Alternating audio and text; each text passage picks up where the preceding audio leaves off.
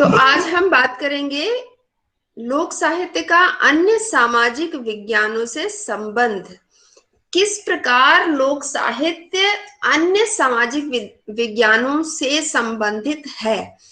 और जैसे कि आजकल जो भी विषय हम पढ़ते हैं उसका अंतरानुशासनिक परिप्रेक्ष्य में उस विषय को हमें देखने की आवश्यकता होती है, क्योंकि कभी कभी क्या होता है एक ही जगह पढ़कर एकांगी ज्ञान जो है ना वो उतना प्रभावशाली नहीं होता है। अभी आजकल ना हर विषय हमें अंतरानुशासनिक परिप्रेक्ष्य में देखने की जरूरत है। और ठीक इसी कारण से जैसे हम दूसरे विषयों को अंतरानुशासनिक परिप्रेक्ष्य में देख रहे हैं, वैसे ही हमें लोक साहित्य को भी देखना चाहिए।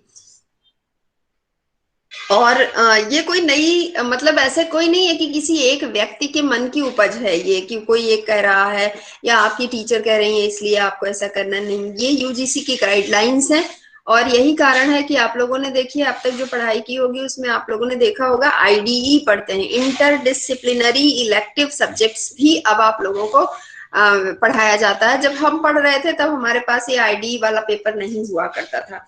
तो ये इस तरह से कुछ कुछ नए नए बदलाव आया करते हैं। अब यहाँ पर देखिए कि ये जो है ना लोक साहित्य, इसे हम कैसे दूसरे विज्ञानों से जोड़ें। तो उसके लिए सबसे पहले जो यहाँ पर इस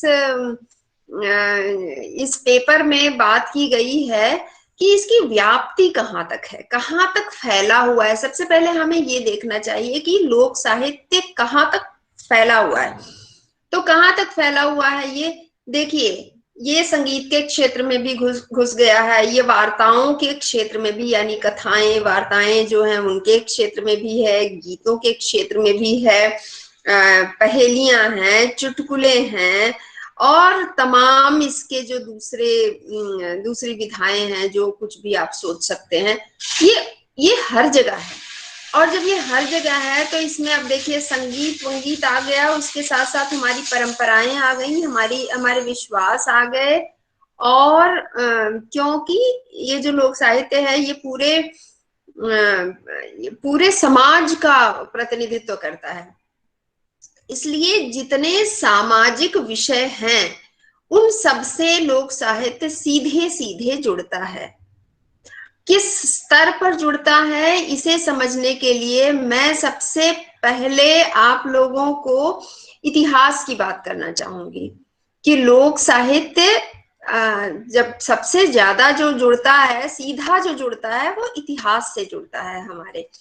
और इस बात को वासुदेव शरण अग्रवाल कहते हैं कि हमारे इतिहास में जो भी सुंदर और तेजस्वी तत्व हैं वे लोक में कहीं ना कहीं सुरक्षित हैं। हमारी देखिए कृषि, अर्थशास्त्र, ज्ञान, साहित्य, कला के नाना स्वरूप, तमाम प्रकार की कलाएं जो हैं, भाषाओं और शब्दों के भंडार, जीवन के आनंदमय पर्वोत्सव, मृत्यु, संगीत, कला, वार्ताएं, सभी कुछ भारतीय लोक में जो कुछ भी है वो लोक साहित्य में हमें मिलता है। और ये जो लोक की गंगा है ये युगों युगों से बह रही है, तो इसलिए जो युगों युगों का संचित ज्ञान है और हमारी जो संचित ज्ञान परंपरा है, सांस्कृतिक परंपरा है, वो सारा कुछ हमारे लोक साहित्य में हमें प्राप्त होता है। बस खाली है ये कि हमें इसे एक अलग दृष्टि से देखने की जरूरत है। अब आप देखिए जब हम इतिहास की बात करते हैं तो प्राचीन इतिहास में अगर हम जाएं तो प्राचीन इतिहास में से जुड़ी एक शाखा है पुरातत्व। इन दोनों से किस प्रकार लोक साहित्य का संबंध जुड़ता है, इसके लिए मैं आप लोगों को अभी मैं थोड़ी देर पहले ढूंढ रही थी, मेरा एक आर्टिकल है कहीं छपा हुआ है, उसकी लिंक जरूर मैं भेजूंगी, उसे भी पढ़िएगा कि किस प्रकार जो चीजें शिलालेखों में, हमारे पास पहले साधन नहीं थे देखो लिखने पढ़ने के, तो या तो गीतों में, कविताओं में, कहानियों में उन चीजों को संचित किया जाता था, या फिर उन्हें जो राजा महाराजा होते थे वो अपनी बातों को, अपने उपदेशों को ताम्र पत्रों में, शिलालेखों में या किसी न किसी रूप में जो है वो उसे सुरक्षित रखने का प्रयास करते थे। तो अब कभी कभी ऐसा भी होता है कहीं कि ये जो ताम्रपत्र हैं ये भी खराब हो सकते हैं, शिलालेख जो है उनकी शिलाएं जो है वो टूट सकती हैं। तो आप क्या कर, कैसे वो संरक्षित रहेगा? ये सब कुछ खत्म हो सकता है, लेकिन जो ये भारतीय, ये जो हमारे मानस में जो परंपराएं डाल दी गई हैं मौखिक साहित्य के माध्यम से, जो इनमें जो शब्द हैं वह कभी खत्म नहीं हो सकते। उस और इसके लिए एक उदाहरण मैं आप लोगों को जो देना चाहती हूँ उसे ध्यान से सुनिएगा। एक सबसे पहले मैं आप लोगों को यहाँ पर एक चित्र दिखाना चाहूंगी, और वो चित्र पहले आप देखिए और उसके बाद आप लोग, हाँ ये देखिए कुछ चित्र हैं। जैसे ये चित्र मैं लेती हूँ आप लोगों को, क्योंकि अभी देखा उस आलेख में शिलालेखों की बात करी जा रही है कि ताम्रपत्रों और शिलालेखों में उस समय के जो राजा महाराजा हुआ करते थे वह अपनी बातें लिखते थे। अब आप देखिए ये जो शिलालेख है, ये देखिए यहाँ पर कुछ खुदा हुआ है, कुछ लिखा हुआ है। ये क्या लिखा हुआ है, ये कैसे पता चलेगा? क्योंकि ये जिस लिपि में लिखा हुआ है ये लिपि मुझे और आपको पढ़नी नहीं आती है। तो और ये जहाँ की चीज है वो उस जगह को मैंने देखा। इसके अतिरिक्त भी देखिए यहाँ पर ये कुछ मूर्तियां हैं, आप इन मूर्तियों को भी देखिए तो आपको थोड़ी और जानकारी इसके, ये देखिए ये जो मूर्ति है इसके, इसकी बनावट आप देखिए यहाँ पर।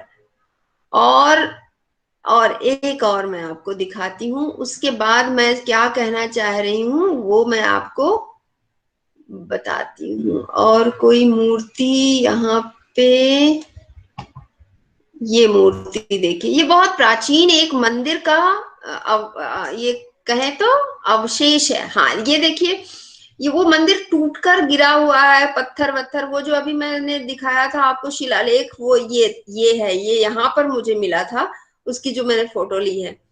अब ये एक गांव है बड़ा सा कहीं पे, और उस गांव में एक मंदिर है, पुराना शिव मंदिर है वो। उस शिव मंदिर, वो पूरा भग्न है शिव मंदिर। उसके पिलर्स या मंदिरों में जो जितना जो कुछ भी हुआ करता था वो अष्टदल कमल है, वो कहीं जगह जगह, यहाँ पर एक पत्थर टूट कर है, यहाँ पर है शिवलिंग है, उसको भी बस रखा गया है, उसके ऊपर कोई छत वत नहीं है। उसी जगह पर मुझे फोटो मिली, ये फोटो मैंने वहीं की खींची है। वहीं पर एक कोने में ये पत्थर पड़ा हुआ है और उसमें ये लिखा हुआ है। तो अब मैं नहीं पढ़ सकती थी उसे, मैंने वहां के आसपास के लोगों, वो मंदिर इस समय पुरातत्व विभाग जो है उसके अधीन है, तो मैंने वहां आसपास के लोगों से भी पूछा कि ये क्या लिखा हुआ है, वो भी उन्हें भी नहीं पता। और उन्होंने तो ये भी बताया कि पुरातत्व विभाग के कुछ लोग आए थे लेकिन इसको कोई पढ़ नहीं सका। तो मेरे मन में थोड़ा सा, और आप लोग शोध प्रविधि पढ़ रहे हैं ना, उस दृष्टि से भी इसे देखिएगा कि हिंदी साहित्य के विद्यार्थी खाली किताबी शोध ही नहीं करते, उनको इस तरह के शोध भी उन्हें करना चाहिए। ये मेरा अपना शोध है, इसलिए मैं आपके सामने इसको साझा कर रही हूँ। बड़ा महत्वपूर्ण शोध है और इसी पर मुझे एक ये कॉपीराइट भी मिला हुआ है। तो फिर क्या हुआ कि मैंने वो फोटो वोटो वहां से बहुत सारी, ढेर सारी ले ली, और मैंने फिर गांव में और भी लोगों से बात करना शुरू किया। तो गांव के लोगों को खैर इसकी बात तो नहीं पता है, लेकिन दो विरोधी बातें यहाँ पर देखने को मिली जब मैंने इस शिलालेख को पढ़वाया किसी से। एक मैसूर के विद्वान हैं जो इस तरह की लिपियों के विद्वान हैं, वो प्राचीन लिपियां जो हैं उसके, तो उन्होंने मुझे पढ़कर दिया। जब पढ़कर बताया मुझे तो तो मुझे पता चला कि ये तो कोई बुद्ध उपदेश है जिसका आधा ही हिस्सा है, ये बाकी टूट गया है। अभी जो कहा जा रहा है ना कि इतिहास में जो बातें होती हैं पुरातत्व में, वो शिलालेखों में, ताम्रलेखों में, वो सब तो कभी नष्ट भी हो सकते हैं। तो इसका आधा भाग टूट के कहीं और है, वो मुझे नहीं दिखा। बल्कि वो जो मैसूर के विद्वान है उन्होंने भी मुझे कहा था कि आप पता देखिए और ढूंढिए थोड़ा इधर उधर, कहीं हो सकता है इसका दूसरा वाला हिस्सा भी मिल जाए। खैर अभी वो ढूंढना बाकी है, वो नहीं मिला है अभी तक मुझे। फिर मैंने गांव में और बात करना शुरू किया कि अच्छा ये मंदिर किसी को पता है, ये मंदिर कब बना था, किसी को पता है, ये इसका इसका इतिहास पता है, ये वो। तो लोगों ने बताया ये तो बड़ा प्राचीन मंदिर है, और ये इसके बारे में एक कहानी बताई उन लोगों ने मुझे। वो कहानी ये है कि ये एक बार क्या हुआ, जब अब आप देखिए ये लोक कथा की मैं बात कर रही हूँ, किस तरह से लोक कथा हमारे इतिहास से जुड़ती है। और प्राक इतिहास, जिसको जब हम इतिहास पढ़ते हैं तो हमें सबसे पहले पढ़ाया जाता है प्रागैतिहासिक काल। तो प्राक इतिहास से जुड़ती है वो बात, कैसे किस प्रकार। तो देखिए उन लोगों ने मुझे एक कथा सुनाई, सुनिए आप लोग भी वो कथा। कहते हैं एक बार शिव जी की बारात जा रही थी, और उस बारात में सारे देवी देवता शामिल थे, और वो छमासी रात थी। ध्यान से सुनिएगा इस बात को, वो छमासी रात थी, यानी 6 महीने की रात, 6 महीने का दिन जब हुआ करता है तब वो छमासी रात थी। शिव जी की बारात जा रही थी, और उनसे उसमें सभी देवी देवता शामिल थे। उनसे कहा गया था जहां भोर हो जाए, सुबह हो जाए, वहीं रुक जाना। और कहते हैं कि ये मंदिर उनके लिए ही विश्वकर्मा, भगवान विश्वकर्मा ने बनाया था। और जब बारात जा रही थी तो वो जिस गांव में है वो बारात, अड़भार नाम का एक गांव है छत्तीसगढ़ का, कहते हैं वहां तक वो बारात पहुंची थी, तभी सुबह हो गई और सारे देवी देवता वहीं पत्थर हो गए। तो तो फिर वहां आप आजकल आप जाइए तो आपको गली नुक्कड़ पे हर जगह कोई ना कोई मूर्ति जरूर मिलेगी, और सबका वो जो स्टाइल है ना बनाने का, मूर्तियों की स्टाइल जो होती है, उनके बाल बनाना, उनके कान बनाना, वो सब एक जैसा है। तो अब देखिए इस कथा में तो कुछ और भी बात नजर आ गई। जब मैंने मध्य प्रदेश का गैजेट वहां पर पता किया, गैजेट जो छपता है सरकार का, तो पता चला ये 7वीं शताब्दी का मंदिर हो सकता है। और ये इसलिए भी संभावना इसकी बनती है, वो मैंने मूर्तियों की बात की, कान की स्टाइल और बालों की स्टाइल। तो बोला कि क्योंकि तब आप पता करेंगे जो ये एलिफेंटा केव्स हैं, ये यहाँ मुंबई में, वहाँ समुद्र के उस में से थोड़ा सा जाते हैं हम फेरी वगैरह पे, तो एलिफेंटा केव्स हैं। वहां पर जो मूर्तियां हैं बिल्कुल वही उसी शैली की मूर्तियां हैं, और वो भी 7th सेंचुरी की है, यानी 7वीं सदी की हैं। तो ये एक तरीका होता है पता करने का, जब पुरातत्व वाले पता करते हैं तो। अब हम तो साहित्य वाले हैं, और वो भी लोक साहित्य वाले हैं। पुरातत्व वाले अपनी चीजें ढूंढेंगे, अब देखिए उनकी चीजें तो नष्ट भी मिल रही हैं, मतलब ना खंडित भी मिल रही हैं, भग्नावशेष मिल रहे हैं। तो अब मुझे एक कथा मिल गई, और उस कथा में कहा जा रहा है कि जब छमाही रात थी, उस समय छमाही रात हुआ करती थी। छमासी रात मतलब छमासी रात आजकल आप लोग पढ़िए, ये तो ध्रुवीय स्थानों पे, ध्रुवों पे होती है, नॉर्थ एंड साउथ पोल्स जो हैं, दक्षिणी ध्रुव और उत्तरी ध्रुव। जब सूर्य उत्तरायण होता है तो दक्षिणी ध्रुव पे रात हो जाती है, जब सूर्य दक्षिणायन होता है तब उत्तरी ध्रुव पे रात हो जाती है। विचित्र बात है।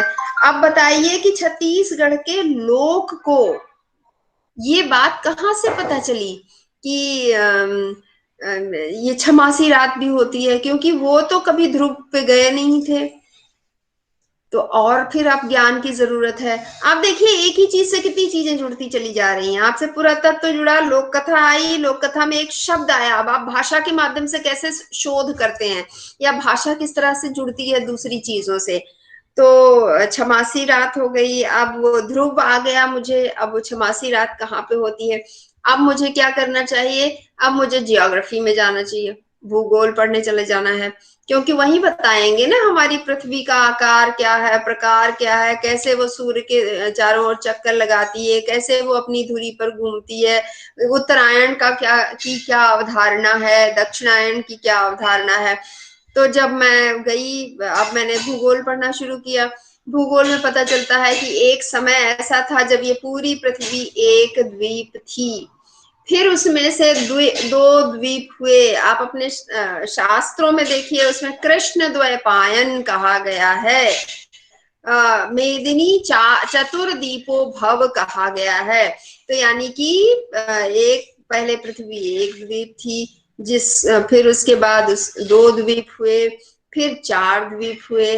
तो हो सकता है जब पृथ्वी एक द्वीप थी तो कहीं ऐसा हो सकता है कि ये जो स्थान है ये या तो दक्षिणी ध्रुव के बड़े नजदीक रहा होगा, या फिर लोगों का, क्योंकि जब एक ही ध्रुव है, ये समुद्र बीच में नहीं है। आज हमें अमेरिका जाना है तो बीच में इतना बड़ा समुद्र है, जाना इतना आसान नहीं है। हालांकि वैज्ञानिक विकास हो गया है और हमारे पास जहाज वहाज है तो हम आजकल जा सकते हैं। उतने पहले कैसे लोग जाते होंगे, रहे होंगे। तो जरूर अब एक द्वीप की बात आ गई, जब छमासी रात है यानी ध्रुव से जुड़ गए। अब आप देखिए लोक साहित्य किससे जुड़ा, पहले इतिहास से जुड़ा, उसके बाद लोक साहित्य का संबंध किससे जुड़ता है, भूगोल से जुड़ जाता है।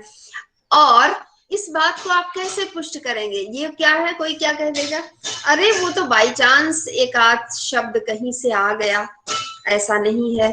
तो मुझे एक ब्रज ब्रज भाषा का एक लोकगीत मिला सोहर करके, जिसमें ये है कि एक बार सूर्य को पता नहीं वो कहाँ घुस गए, अभी मुझे याद नहीं आ रहा है वो गीत, मैं जरूर आप लोगों के साथ साझा करूंगी उसको ढूंढकर, कि वो फिर कहाँ तो घुस गए और फिर उनकी पत्नी ने उनको अपने कमरे में बुलाया और दरवाजा बंद कर दिया, फिर 6 महीने के लिए नहीं खोला।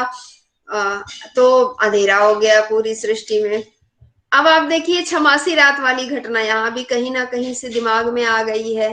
तो यानी कि सिर्फ एक लोक कथा में नहीं है, दूसरे लोकगीतों में भी ये पाई जाती है। फिर अब आप थोड़ा और ढूंढिए, थोड़ा और बात कीजिए। आप लोगों ने रामायण रामचरितमानस पढ़ा होगा, उसमें भी है ना कि वो कोई था एक, क्या कौन था, कुंभकर्ण, वो 6 महीने सोता था, 6 महीने जागता था।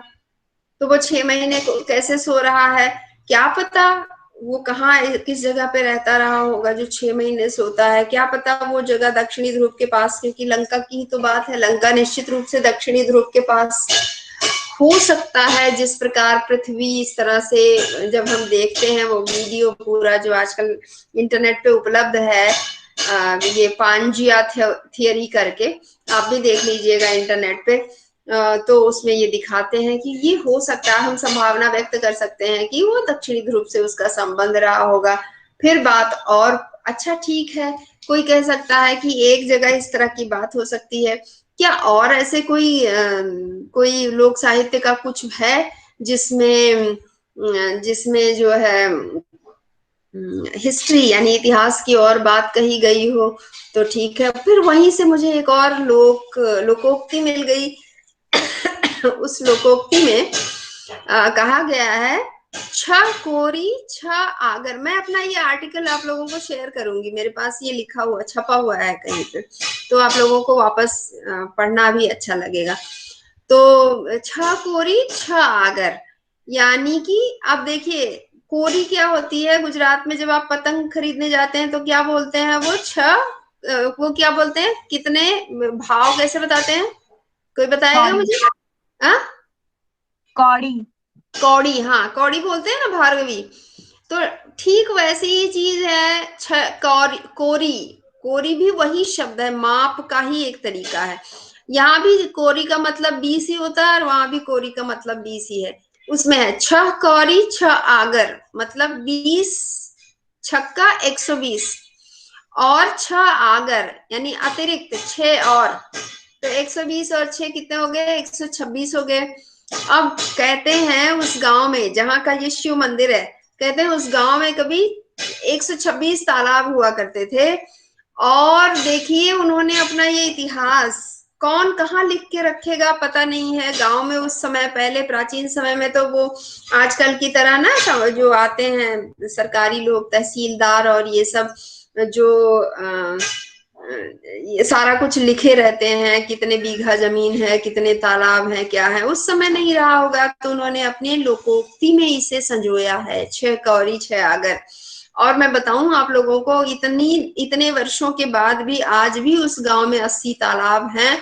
मजे की बात है, लबालब भरे रहते हैं पानी से वो तालाब। और एकदम आप जून के महीने में चले जाइए, गर्मियों में भी, तो भी लगता है आप किसी तीसरी दुनिया में पहुंच। इतने बड़े बड़े जो असली के कमल हुआ करते हैं ना, गुलाबी रंग के, वो खिले रहते हैं वहां पे।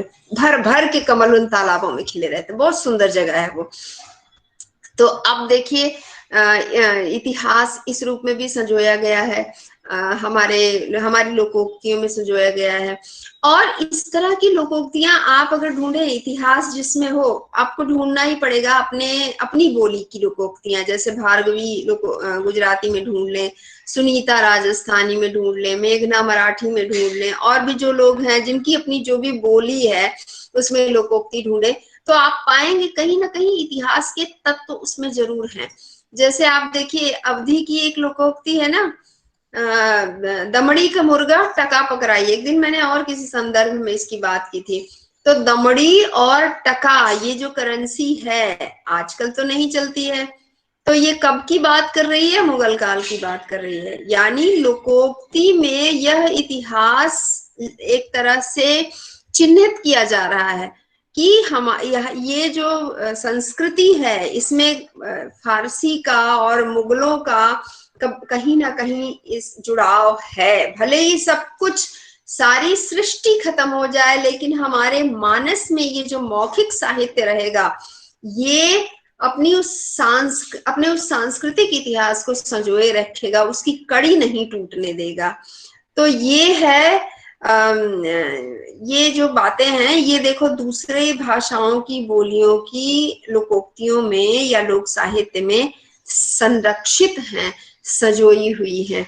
तो इस प्रकार हम कह सकते हैं कि ये जो लोक साहित्य है, इसका संबंध इतिहास से सीधे सीधे जुड़ता है।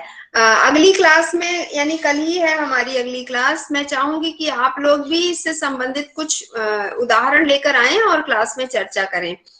अब हम बात करेंगे, देखिए, लोक साहित्य का संबंध, इतिहास की बात हो गई, इतिहास से हमने बात किया, पुरातत्व से संबंध है, ये मैंने बताया। अब मैं बात करूंगी लोक साहित्य और मानव विज्ञान का क्या संबंध है। अब ये मानव विज्ञान क्या है ये जानना चाहिए। मानव विज्ञान यानी एंथ्रोपोलॉजी, और एंथ्रोपोलॉजी के भी बहुत सारी शाखाएं हैं अलग अलग, जिसमें ना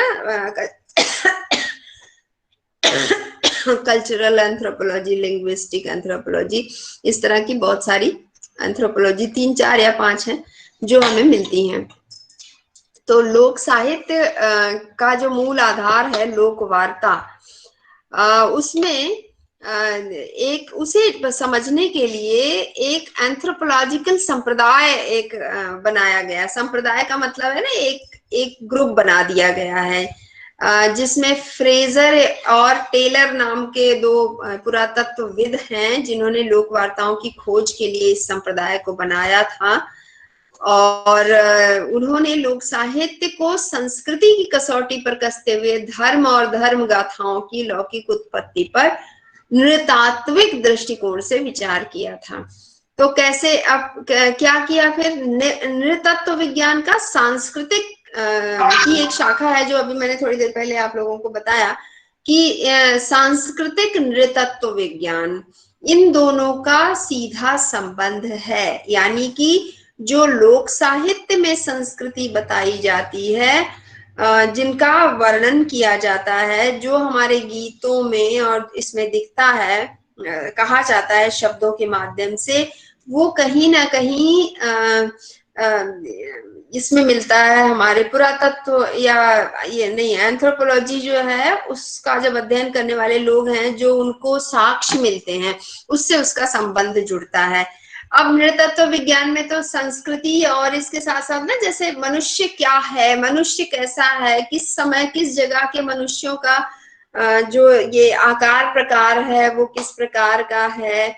या अगर जैसे पुरातत्व वालों को मिला कुछ कि एक समय में इस तरह के बर्तन इस्तेमाल हुआ करते थे, घड़े हैं या मिट्टी के कोई दूसरे बर्तन हैं, या लोहे के हथियार मिले, तो कब मिले वे लोहे के हथियार, कहाँ से मिले, यही चीजें लोक साहित्य में, लोक कथाओं, वार्ताओं और लोकगीतों में बताई जाती हैं। उनके प्रतीकों की बात की जाती है। जैसे मान लीजिए हमारे शास्त्रों में कुछ स्वस्तिक या इस तरह के प्रतीक मिलते हैं, धर्म से संबंधित, धर्म से जुड़े हुए प्रतीक मिलते हैं। या हमारे ग्रंथों में देवी देवताओं की बात की जाती है, या हमारे कुछ ग्रंथों में भूत प्रेत आत्मा आदि की भी बात की जाती है। तो उन ग्रंथों में जो इसकी बात की जाती है वो भी संस्कृति का ही अंग है। एक्चुअली संस्कृति कैसे विकसित हुई है, और वही चीजें हमारे लोक साहित्य में भी हमें मिलता है, चाहे वो हमारी लोक कलाएं हों, चाहे धार्मिक और सांस्कृतिक जो भी प्रतीक हैं। जैसे ये एक है पिथौरा, बाबा पिथौरा, नाम सुना है तुम लोगों ने बाबा पिथौरा का? हाँ,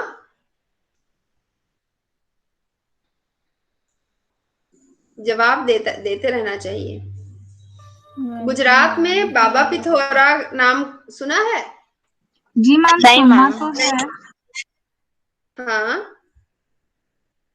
लेकिन देखा नहीं है, जानते नहीं है ना? जी मैम, जी मैम। हाँ, मैं बताती हूँ। ये देखो सीधा सीधा कैसे जुड़ता है। जो हमारी लोक कलाएं हैं, ये बाबा पिथौरा जो है वो एक प्रकार का भित्ति चित्र है।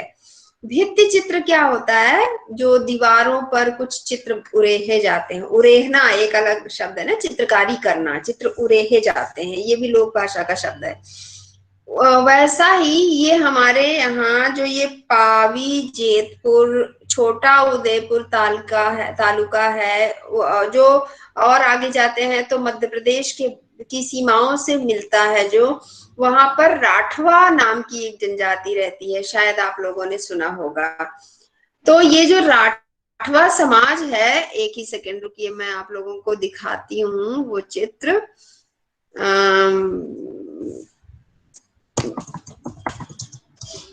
बाबा पिथौरा का चित्र। तो वो जो राठवा समाज है, उनका ये बहुत ही एक महत्वपूर्ण और बड़ा ही पवित्र ये एक त्योहार होता है। उत्सव से हुई है ये भित्ति चित्रकला। आप देखिए कितना सुंदर है ये। अभी आप लोगों को ऐसा लग रहा होगा कि तो जैसे मशीन से बनाया गया है, और आजकल तो तमाम रंग वंग मिलने, इनका जो बड़ा ही कॉमन है और महत्वपूर्ण है सांस्कृतिक दृष्टि से, ये वाला चित्र है। ये चित्र ये लोग अपनी घर की दीवारों पर उरेहते हैं, और इसका बड़ा महत्व है। इसकी कहानी आप लोग इंटरनेट पे जरूर पढ़िएगा। कहते हैं जब ये उत्सव होता है, जिसके घर में बाबा पिथौरा का चित्र उरेहा जाता है, मान लो कि उसके घर पे बड़ा ही कोई बहुत समय से उसको संकट है, परेशानियां हैं, बीमारियां हैं, तो वो लोग बाबा पिथौरा की मन्नत मांगते हैं। और इनकी कहानी है, वो कहानी आप लोग इंटरनेट से पढ़ लीजिएगा। और मन्नत मानते हैं और फिर अपने घर में ये चित्र उरेहते हैं, एक बड़ा उत्सव करते हैं। ये कई दिनों तक चलने वाला, 3 दिन शायद चलने वाला उत्सव है। उसमें पूरे गांव को भोजन कराया जाता है, और बड़े ही परंपरागत ढंग से जो प्रकृति से जो रंग मिलते हैं, जो प्राकृतिक रंग होते हैं, उन्हीं रंगों का प्रयोग करके आप देखिए कितनी सुंदरता से इन चित्रों को उरेहा जाता है। अब आप देखिए ये तो कौन सी कला है? ये चित्रकला है ना? तो चित्रकला का संबंध, चित्रकला तो एक अलग तरह की कला है। अब इस कला का संबंध जो है वो लोक साहित्य से भी है। क्यों है लोक साहित्य से? क्योंकि लोक कथाओं में इन चित्रों की बात की जाती है, इस परंपरा की बात की जाती है। और लोक कथाओं में इसके कुछ गीत भी हैं जो बाबा पिथौरा के समय पे गाए जाते हैं। और उन गीतों में इसके महत्व को बताया जाता है, इसे कैसे बनाया जाता है वो बताया जाता है। ये देखिए एक YouTube पे है, history mythology and significance of Baba Pithora, और ये मैं आप लोगों को लिंक भेज देती हूँ, क्योंकि ये यहाँ पर तेजगढ़ में एक अकेडमी करके है। मुझे लगता है तुम लोग को ले गई थी मैं ना तेजगढ़, तुम्हारा वाला ही बैच था क्या? हाँ जी मैम। मैम। हाँ, ये वहां पे आपको मिले रहे होंगे, अगर आप लोगों को याद है तो आपने इन्हें देखा होगा। ये जो हाँ वीडियो में दिख रहे हैं, तो ये इन्होंने ये जो एक मैं YouTube की लिंक आपके ग्रुप में डाल रही हूँ, इसे देखिएगा। इसमें इन्होंने बाबा पिथोरा की चर्चा की हुई है। जरूर देखिएगा कि इसका इतिहास क्या है, इसका मिथकीय संबंध क्या है, और ये क्या मतलब इसका क्या महत्व है, और आठवां समाज में इसका क्या महत्व है, इन मोटिव्स का क्या महत्व। मोटिव्स यानी प्रतीक, ये जो प्रतीक हैं, सांस्कृतिक प्रतीक हैं, इनका क्या महत्व है। आप देखिए कितनी मेहनत से इसे बनाया जाता होगा। तो ये है हमारा लोक साहित्य, जो जुड़ता है जाकर दूसरी कलाओं से, दूसरी चीजों से। इसमें कितनी चीजें शामिल हैं जो एक चित्र मैंने आप लोगों को दिखाया। देखो, एक तो है राठवा समाज की एक परंपरा है जो उत्सव की तरह, बिल्कुल मेले की तरह आयोजित की जाती है। इस पर एक बार मैं थोड़ा सा काम कर रही थी, तो रिसर्च का ही था, तो मैंने राठवा समाज के एक लड़के ने मुझे बताया, जो अपने यहाँ इस समय शायद TYBA में पढ़ता है। उसने बताया कि मैंने उससे पूछा कि तुम तो उसी समाज से हो, तो क्या तुम्हारे घर में भी ये बना होता है? कभी हो तो मुझे भी बुलाना, मैं देखने आऊंगी इस उत्सव को। तो उसने बोला, नहीं मैडम, क्योंकि अब हमने दूसरा संप्रदाय ग्रहण कर लिया, इसलिए अब ये नहीं होता है। देखिए कि दूसरा संप्रदाय जब ग्रहण कर लेते हैं तो हमारी कैसे परंपराएं खत्म हो जाती हैं, हमारी संस्कृति खत्म हो जाती है। मैंने उससे पूछा कि इससे क्या फर्क पड़ता है कि तुमने दूसरा संप्रदाय अभी ग्रहण कर लिया, तो अब आप इसको नहीं, ये उत्सव नहीं मना सकते। तो उसने एक बड़ी बात बताई, जो राठवा समाज के लिए उनकी अपनी एक अलग परंपरा है, सांस्कृतिक परंपरा कह सकते हैं उसको। तो वो है कि जब बोल रहा था कि जब ये उत्सव मनाया जाता है तो उस समय राठवा समाज के लोग वहां पर जो उनकी अपनी बनाई हुई शराब होती है ना, देसी शराब जो वो लोग खुद बनाते हैं, तो उन्होंने उसे तो अब वो पीते हैं, शराब पीते हैं, खाना खाते हैं, उनका अपना जो पारंपरिक भोजन होता है वो खाते हैं, और इस तरह से ये खुश होकर गाना वाना गाते हैं और ये उत्सव मनाते हैं। अब जब इन्होंने दूसरा संप्रदाय, जैसे है ना राधा स्वामी संप्रदाय है, या दूसरा कोई भी, आप लोग को पता होगा कि गुजरात में तमाम तरह के ना छोटे छोटे संप्रदाय हैं, तो अब अगर उन्होंने वो संप्रदाय उसमें शामिल हो गए, तो वो तो कहते हैं ना शराब पीना अच्छी बात नहीं है, ये करना अच्छी बात नहीं है, मांस मदिरा, ये लोग तो मांस भी खाते, मांसाहारी भी होते हैं। तो इन लोगों ने इस पूरे उत्सव को जोड़ रखा है मांस मदिरा से। अब अगर मांस मदिरा अच्छा नहीं है तो ये भी नहीं है। और आप सोचिए, इतनी सुंदर चित्रकला, भित्ति चित्रकला, इतनी सुंदर परंपरा जो इस समाज की है, ये खत्म हो गई इसलिए क्योंकि इन लोगों ने अनजाने में ये सोचकर कि इसका जुड़ाव मांस मदिरा से, मतलब जरूरी है मांस मदिरा, शराब पीना बहुत जरूरी है वरना ये उत्सव पूरा नहीं हुआ। मैंने उससे कहा तुम शराब मत पियो लेकिन चित्रकारी तो करो। बोला नहीं हो सकता मैडम, हमारे घर में सबने छोड़ दिया मैडम।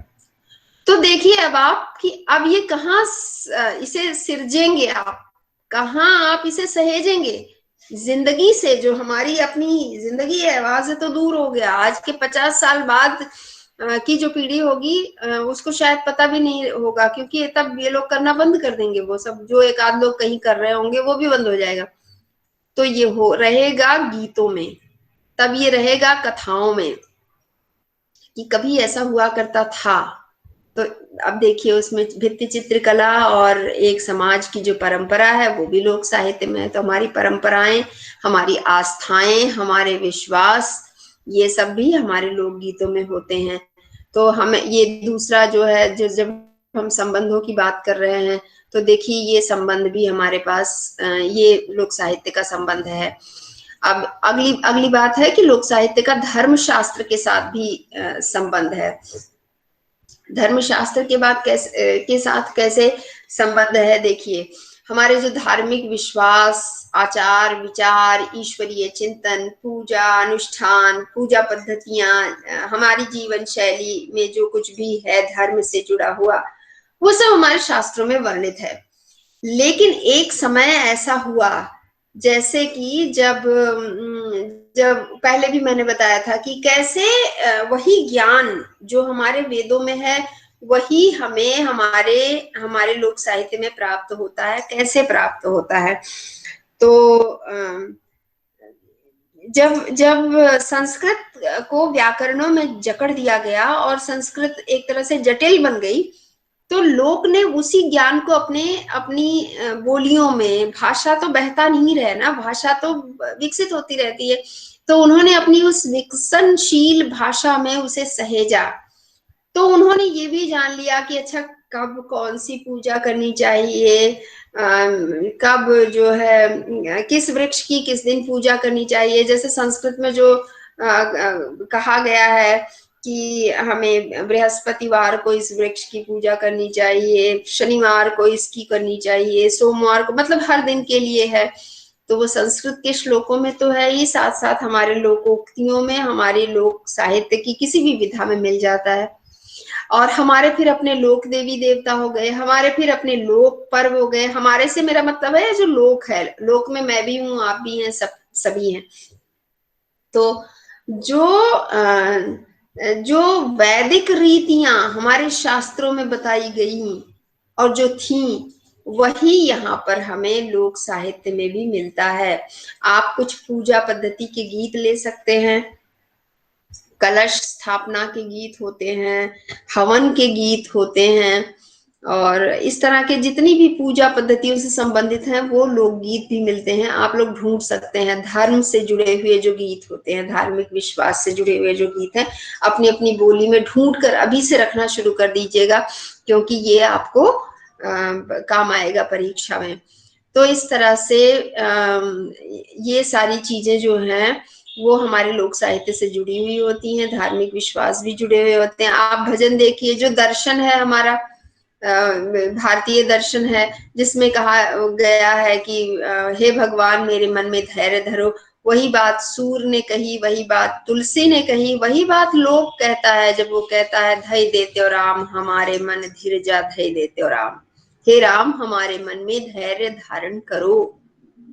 और फिर वो कहता है सबके महलिया रामा दिया ना बरत है, हरि लेते हो हमरो अंधेर। सबके महल में दिए जल रहे हैं, हमारा भी, मेरा भी जो अंधेरा है मेरे महल का, उसे भी दूर करो। तो इतना बड़ा दर्शन है, और कुछ नहीं चाहिए, बस ये अंधकार दूर करो। ये अंधकार क्या है? ये अज्ञानता है। जो लोक है वो भी उन्हीं प्रतीकों का प्रयोग कर रहा है जो कबीर ने किया, जो तुलसी ने किया, जो सूर ने किया, वो भी प्रतीकों में बात कर रहा है, अज्ञानता की बात कर रहा है। यानी अज्ञानता, अंधकार जो है वो अज्ञानता है। तो कह रहा है कि हमारी अज्ञानता दूर करो हे भगवान, ये अंधेरा दूर करो भगवान, ज्ञान का प्रकाश कुछ इधर भी डालो। और ये महल क्या है? ये हमारा शरीर है।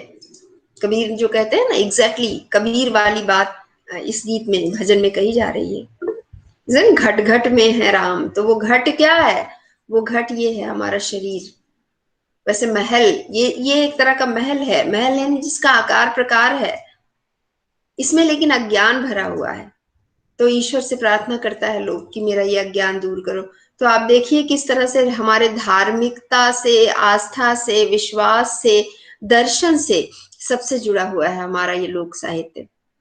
और भी बहुत सारी बातें हैं लोक साहित्य की, ये इसकी चर्चा मैं कल करूंगी, कल की कक्षा में। आज समय खत्म हो चुका है आज की कक्षा का।